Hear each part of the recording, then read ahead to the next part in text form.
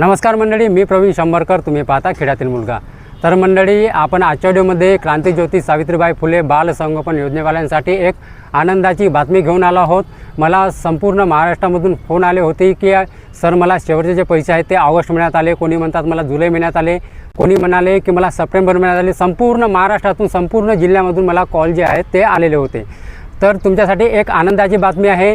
आजपासून आजची तारीख शायद मला तर वाटते 24 तारीख आहे आजची, 24 मार्च 2026. तर आजपासून जे आहे म्हणजे काल 23 मार्चच्या रात्रीपासून जे आहे हे या क्रांतीज्योती सावित्रीबाई फुले बाल संगोपन योजनेचे पैसे आहेत ते मिळणे सुरू झाले आहेत. मला मुंबईवरून एका ताईचा कॉल आला की सर, मला जे आहे 18,000 रुपये मला मिळालेले आहेत. या बाल संगोपन योजनेचे पैसे जे आहेत ते आलेले आहेत.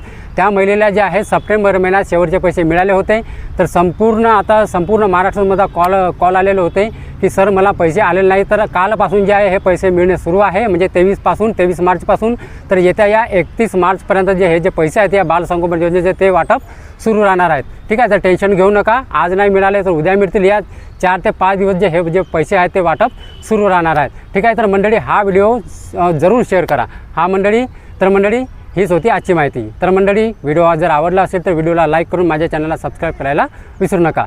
जय हिंद, जय महाराष्ट्र.